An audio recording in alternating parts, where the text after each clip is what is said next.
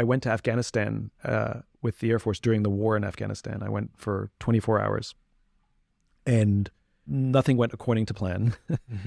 And we ended up thinking we were going to get stuck there. And I never told my parents that I was going to Afghanistan. We landed at 10 o'clock at night in Bagram Air Base, and the door had opened on the side of the plane. We hadn't got off the plane yet. And about 10 minutes after we landed, the base came in a rocket attack, and 3 rockets hit 100 yards off our nose. You could hear the booms, obviously. The air raid sirens are going. Over the speakers, it's telling everybody to go to their shelters, and we're just on a plane filled with gas. And weirdly, I was calm because everybody else was calm. And we never bothered putting on our vests or our helmets because what's that going to do? And everybody, we just sort of hung out, and I was weirdly relaxed. And for anybody who's ever been in a war zone, they'll know this. You have all the feelings you're supposed to have. You don't necessarily have them at the right times. My panic came later. We finally were given the all clear. We went to our quarters. The next day I had the most amazing, after about 3 hours of sleep, that's all we got, had the most amazing experience. I got to experience an airdrop mission where we flew a C-17 at 2,000 feet. I watched the back of the door open and whoosh, flew out the back, fuel, ammunition, and water supply to forward operating base, about an hour and a half, 2 hours from Bagram, and then we flew back. Most amazing experience, right? Now, the goal was to leave the country. I was just there to experience an airdrop, meet some people. I had no particular responsibility other than to witness. Now the goal was to leave the country. Great. There's nothing regularly scheduled. And so we found another plane that was going back to Bagram. We asked the pilot, can we join your flight? He said yes. We waited for many hours because there's a lot of waiting. And we finally got on the plane. We're literally 5 minutes from leaving. We're all strapped into the back of this KC-46 again. And it's a outbound aeromedical. So we're taking out wounded servicemen and women. And 5 minutes before we leave, the pilot comes up to us and says, I need to bump you off this flight because I need some extra room for stretchers. And we went, sounds good. If there's ever a good reason to get bumped off a flight, this is it. So we took our stuff off and we thought, okay, let's go find another flight. And that's when we learned that there are no other flights leaving until Tuesday, and it's only Saturday. And now all of a sudden, every fiber of my body sank. All of a sudden I realized I'm stuck in this country and there's no guarantee I'm going to get on a flight on Tuesday. I don't have any way to contact my parents. I'm just going to be completely out of touch after the date that they think I'm coming home. And even if I did call them, what am I going to say? I'm not going to be home. I'm in Afghanistan, like in the middle of a war, I remember I had a tremendous self-awareness of how I felt and who I was becoming. And there was a public affairs officer who said, I can get you to Kyrgyzstan, but you don't have the right visa. And I literally put my finger in his face. I don't do that. I've never held my finger in someone's face in my life. And I put my finger in his face and said, you get me on that plane. Like, I don't talk to people that way. And I could see myself becoming this person that I am not and didn't want to be. We went back to our quarters. We're all exhausted. And so I laid down on the bed and closed my eyes just because I was tired, but there's no way I was sleeping. My mind was racing. One of the officers said, well, I'm going to see if I can find us another flight. And so he left. And the other officer said, well, I'm going to go to the gym then. And he left. And he thought I was sleeping. So as he left, he turned the lights out and I was left by myself in the dark. My mind going crazy. And now I'm panicked. That feeling that I should have had when the rockets hit, I'm now having it right now. I'm convinced I'm going to die. I'm convinced there's going to be another rocket attack. I'm convinced it's going to land on me. I'm convinced my parents are going to find out I was here when the military knocks on the door and tells them. And no logic can dissuade me. I know one of the reasons I feel this way is because I have no sense of purpose, right? I didn't come here for any reason. I just came here to witness. And so look, I'm in the purpose business. I'm like, all right, Simon, you need purpose. You need purpose. Come up with a sense of purpose. All right, you're here to learn and come back and tell their story. Okay, there you go.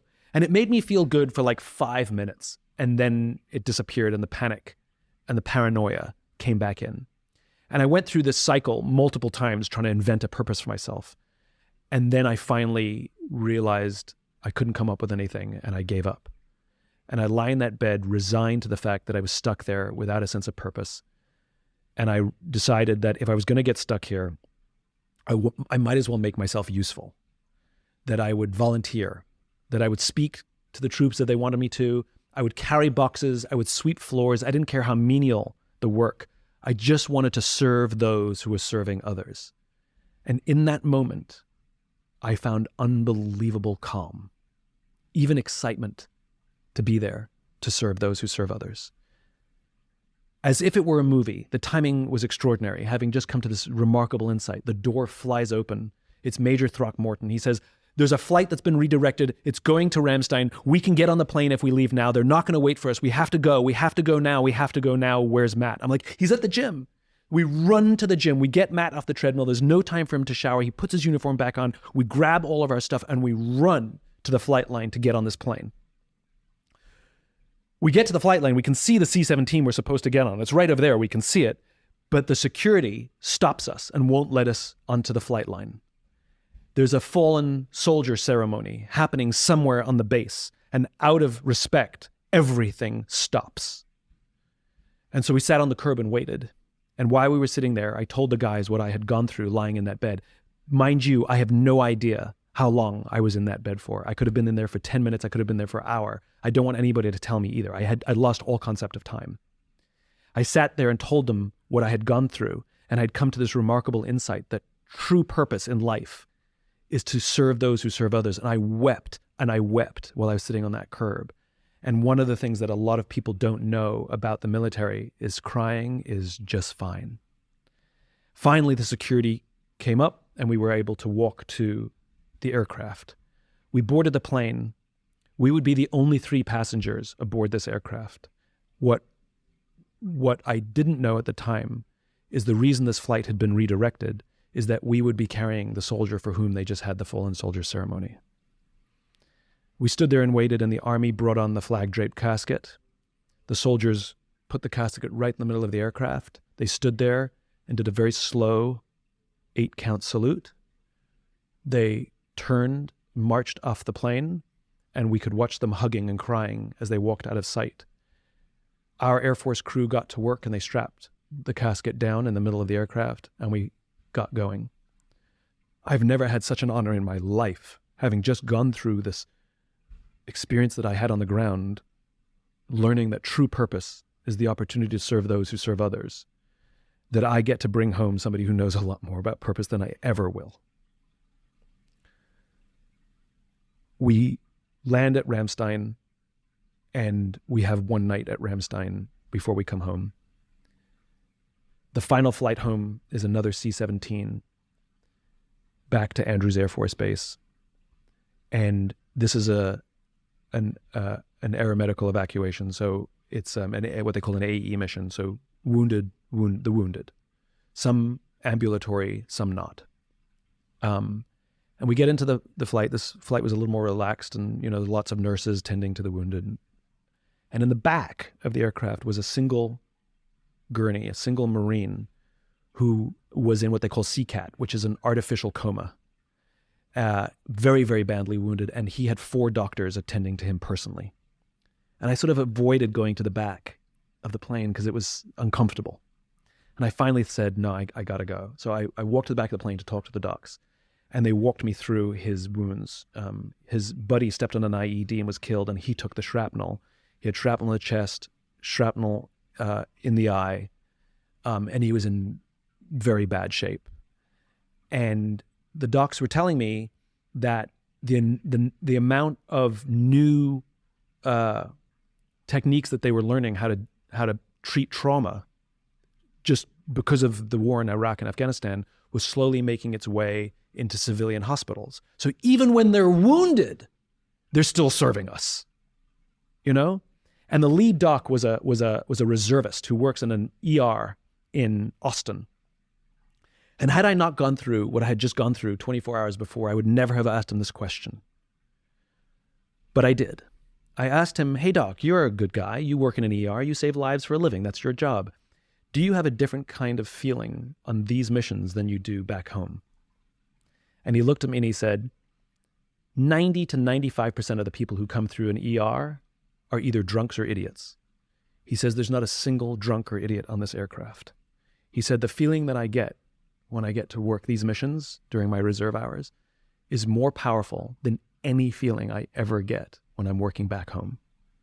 Again, the greatest sense of purpose and meaning we can have in our lives is to serve those who serve others. Part of the deal that they made with me when I went, the general said, I want you to go and I want you to come back and tell us your insights. What you saw that we did well, what you saw just tell us your insights. So about 2 weeks after I got home, I went back to Scott Air Force Base and was standing in a room full of all the brass, all the generals, the colonels, all the command from the mobility forces.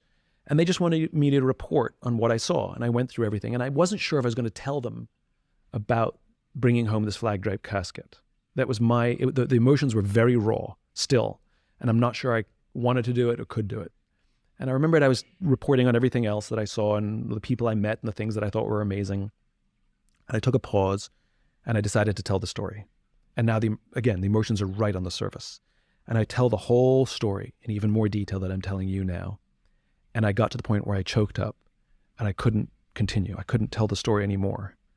Now, if this was the private sector and I was standing on a stage telling this exact story, somebody in private sector would say to me, take your time. They would say, it's okay. That's what they would say to me, right? It's happened. Take your time, right? That's not what happened. I stood there completely choked up. I couldn't speak. And was one voice from the back of the room, the general. And he said, go on. Meaning, go on and we're with you. Right? And that's the difference between private sector and these wonderful people. In private sector, they say to you, take your time as if you're alone. Take all the time you need by yourself. And here, these people who understand what service truly means, they say, go forwards, go on, move forwards, you have no choice, and we will be with you.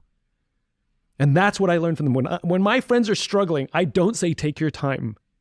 When my friends are struggling, I say, go on. When my friends are crying, I say, go on. The underlying message is, and I am here sitting in the mud with you. It is the greatest honor of my life. And because of that experience, that's where the book Leaders Eat Last came from. That experience was the impetus for that book.